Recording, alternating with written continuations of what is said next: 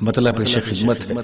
اس تصور میں ڈوب کے سننا ہے کہ آپ کے سامنے یہ اسٹیج نہیں، آپ کے سامنے آقا کا گنبد خضرا ہے.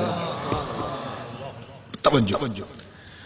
نہ خدا مجھے کو کرنا کرنا کرنا،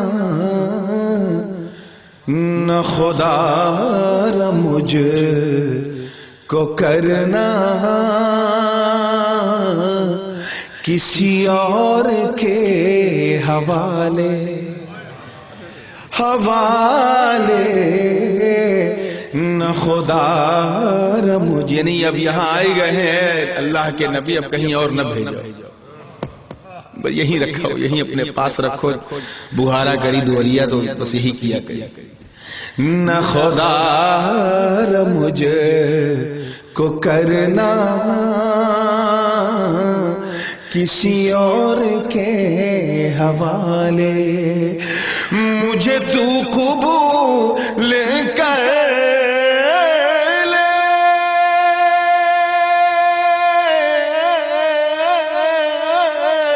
مجھے تو قبول کر لے میری کالی کملی والے، مجھے تو قبول کر لے میرے کالی کملی والے. نہ خدا مجھے کو کرنا کسی اور کے حوالے. اور یہ پہلا شعر ہے. حاجی عبدال صاحب دیکھیے گا علماء کرام کے بالکل خانقاہی رنگ میں اتارنے کی کوشش کی ہے. یہ سامنے چراغ جل رہا ہے، ادھر بھی چراغ ادھر بھی چراغ، ہر طرف چراغ ہے. اللہ اس چراغ کو جلائے رکھے. چراغ کو تو چراغ ہے، لیکن اگر چراغ نہ جلے تو اس کو انہیارا کہا جاتا ہے، اندھیرا. اسی کو فارسی میں تیرگی کہتے ہیں، عربی میں اسی کو ظلمت کہتے ہیں. تو اس مصرے میں، اس شعر میں نے دو فارسی کے لفظ استعمال کیے ہیں، ایک تیرگی اور دوسرا اسیر. اسیر یعنی قیدی. اسیر سمجھو تو قیدی. کوئی کا جیل ہوئی جائے اور جیل میں بند کہہ دیا جائے تو کیا کہا جائے؟ قید میں چلا گوا ہے، قیدی ہے نا. تو اسیر تیرگی یعنی اندھکار کا، انہیارے میں قید ہے. اب میں سمجھتا ہوں کہ سمجھ میں آ گیا. اب شعر ملاحظہ فرمائے تو مزہ آئے گا. میں اسیر تیرگی ہوں. دیکھیے گا، آئیے اب تو مزہ آ جائے گا. دیکھیے، میں اسیر تیرگی ہوں، تیرگی ہوں، میں اسیر تیرگی ہوں، تو سراپا روشنی ہے. روشنی تو چینہ سونا کے کا کہا جاتا ہے، اجالا. میں اسیر تیرگی ہوں، تو سراپا روشنی ہے. تیرے پاس کیا کمی ہے،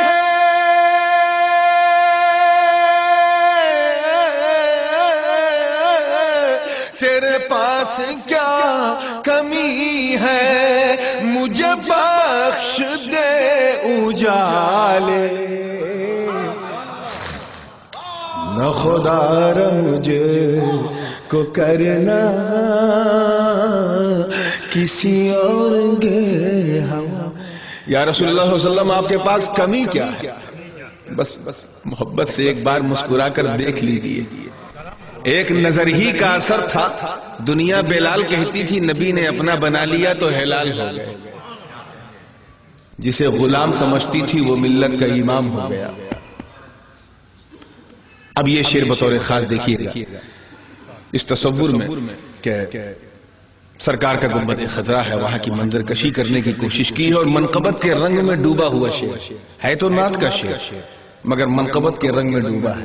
کہ تیرا فیض عام جاری جاری جاری، تیرا فیض عام جاری، اے میرے حبیب باری حبیب باری تیرا فیض عام جاری، اے میرے حبیب باری، اسے مل گئی ولایت،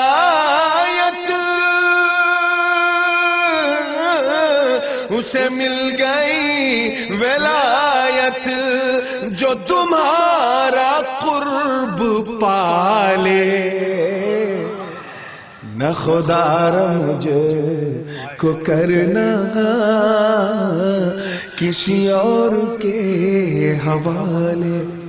یہ 3 شعر لکھے رہے تب تک ایک ملا آوا، ایک آدمی آوا، عجیب و غریب شکل۔ اب متون کی شکل کیسی ہوتی؟ اللہ نہ کرے ان متون کے متون سے پالا پڑا، آئے کے ٹوکے لگا، ہی کا کرت ہے، وی کا کرت ہے، یہاں نہ کرو۔ ہم نے کہا بھئیہ کچھ لکھ رہے ہیں، لکھے دو۔ اب وہ بنگالی نما متوا تھا، یعنی وہ اصلاً بنگالی تھا مگر عربی بولنے کی کوشش کر رہا تھا، اور میں بھی نیا نیا بغداد سے آیا تھا۔ تھوڑی دیر میں اس کی عربی کی چربی نکل گئی، اور اس کے بعد پھر میں نے لکھنا شروع کیا، مگر جو دماغوا پہ وہ سروا کئی کے گوا رہا، وہ میں جو غصہ پیدا ہوا، وہ غصے میں دوئی شعر مصرع کا ہے، توجہ کے ساتھ توجہ چاہوں گا کہ تیری دید، یہ اس شعر کو سمجھنے سے پہلے یہ جاننا بہت ضروری ہے کہ حضور نے فرمایا ہے، حدیث پاک ہے کہ جس نے مجھے دیکھا اس نے خدا کو دیکھا، من رآنی فقد رأى الحق۔ اور صوفیاء کرام فرماتے ہیں کہ پیر ایسا ہو۔ آپ سن رہے ہیں توحید نیٹ ورک کی اسلامک آواز، Tawheed network international Islamic YouTube channel. اور دل کی دھڑکن اس سوچے پہ مجبور ہو جائے کہ ارے جب ایکر بیوٹی، ایکر سندرتا، ایکر جمال ایسا ہے تو ایکر بنائے والے جمال کیسن ہو۔ اب وہ کتنا بڑا بدنصیب آدمی ہے جو حضور کا دیکھے کے باوجود خدا یاد نہ کرے، جیسے ابو جہل حضور کو دیکھا مگر خدا یاد نہیں آیا۔ اب یہ سمجھ میں آ گیا نا، اب اختیار کی بات ہے، اور میں غصہ بھی ہے، شعر سنو کہ تیری دید دید رب ہے، دید یعنی دیکھنا، دید کسے کہتے ہیں؟ دیکھنا۔ توجہ کے ساتھ آپ بھی دیکھیے گا کہ تیری دید دید رب ہے، رب ہے، رب ہے، تیری دید دید رب ہے، تیرے ہاتھ ہی میں سب ہے، سب ہے، تیری دید دید رب ہے، تیرے ہاتھ ہی میں سب ہے، اسے کیسے سمجھے نجدی،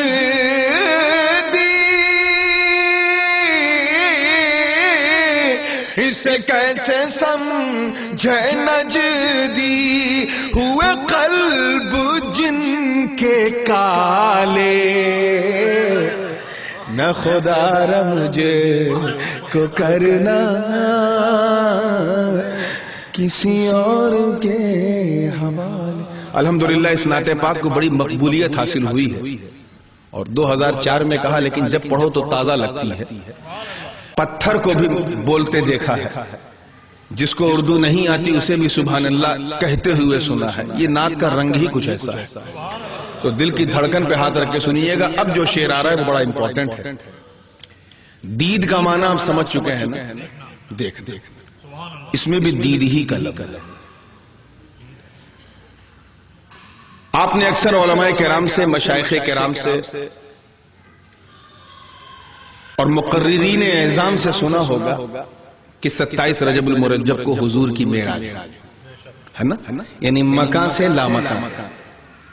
قرآن مقدس کی آیات بینات سے بھی آپ نے پتہ لگایا، سبحان الذی اسری بعبدہ لیلا من المسجد الحرام، یہ تو خیر اسرا ہے۔ اس کے بعد والنجم اذا ہوا ما ضل صاحبکم وما غوا وما ينطق عن الهوى ان هو الا وحی یوحی۔ یہ پڑھتے رہیے تو ایسا لگتا ہے کہ جیسے یہ اس مقام کی منظر کشی ہے جہاں حضرت جبریل ٹھہر گئے، مصطفیٰ کا قدم وہاں سے بھی روانہ ہو گیا۔ ثم دنا فتدلى فكان قاب قوسين او ادنى. تو اس کو کیا کہتے ہیں لوگ؟ معراج مصطفیٰ. ٹھیک ہے نا؟ معراج کے بہت سارے معنی. میں نے اپنے اس مصرے میں، اس شعر میں معراج کا مشہور لفظ استعمال نہیں کیا. اور کیوں نہیں استعمال کیا؟ اس کی ایک وجہ یہ بھی ہے، شاہ صاحب دیکھیے گا، کہ معراج کا ایک معنی ہے عروج سے، یعنی پروموشن. انگلش میں پروموشن کہتے ہیں. جیسے کوئی چپراسی ہے اور رات ہی رات اسے دروغہ بنا دیا جائے تو یہ اس کا پروموشن ہے، ترقی، یہ عروج.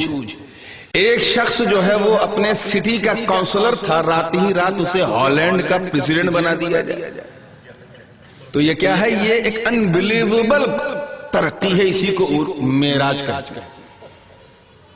تو اپنے دل کی دھڑکن پہ ہاتھ رکھ کے بتاؤ کہ کیا حضور کا کعبے میں جانا یہ حضور کی ترقی تھی، معراج تھی؟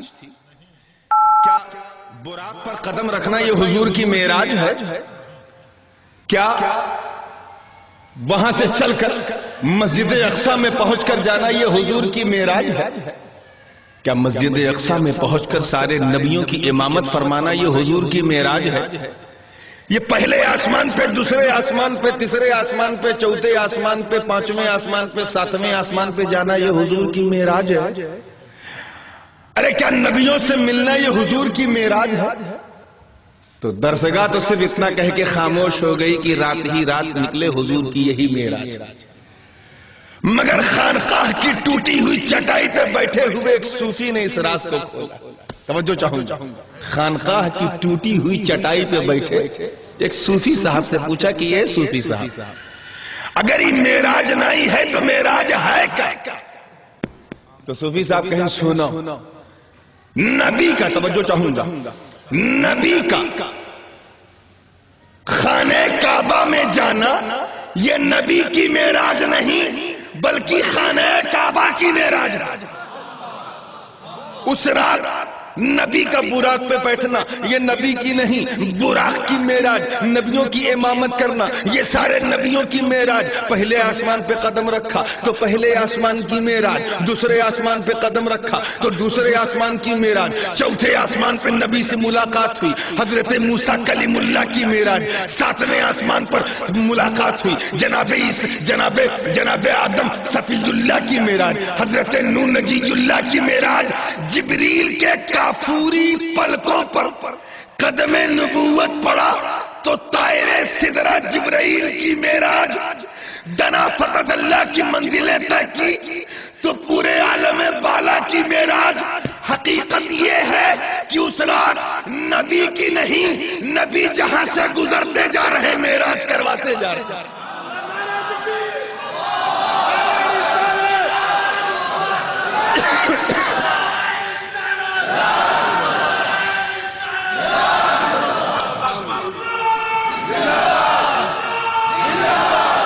اب کبھی اگر صرف اور صرف فلسفہ معراج بیان کرنا ہوا، معراج ابدیت کے حوالے سے، تو انشاءاللہ تعالی وہ باتیں پیش کروں گا. ابھی میں صرف شعر سمجھانے کے لیے ضمناً جملے معترضہ کے طور پہ یہ بات.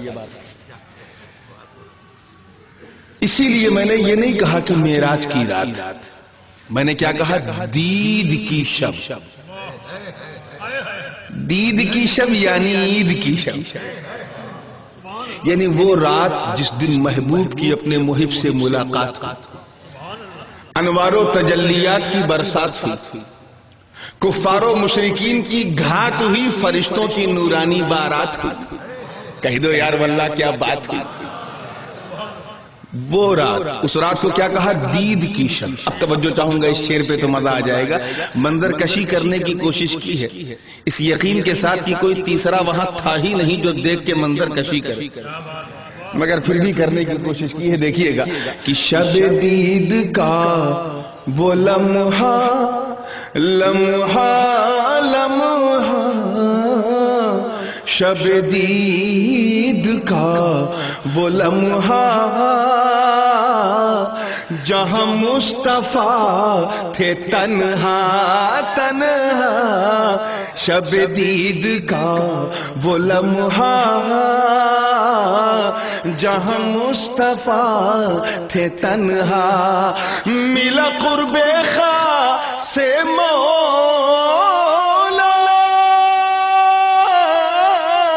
ملا قرب خاص سے مولا، رہے نور حق کے حالے، نہ خدا مجھے کو کرنا کسی اور دے حوالے۔ اب دعاؤں کے ساتھ فقیر اشرفی کا مقطع سن لیں۔ دربار ہے سرکار کا گنبد خضرا ہے، اور میں کیا کہہ رہا ہوں، تحدیث نعمت کے طور پر بھی، اور اظہار محبت بھی ہے، اظہار غلامی بھی ہے۔ اللہ کا شکر ہے کہ اس نے ہمیں مسلمان بنایا، غلام حبیب رحمان بنایا، اور سیدوں کی طرف سے کہوں تو یہ ہوگا کہ نبی کی سنتان بنایا۔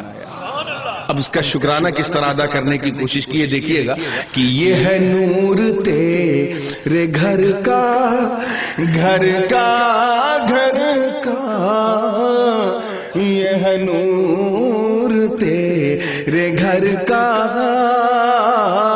اسے صدقہ دے دو در کا، در کا۔ شعر کو محسوس کیجئے کہ یہ ہے نور تیرے گھر کا، اسے صدقہ دے دو در کا، کرو معاف سب خطا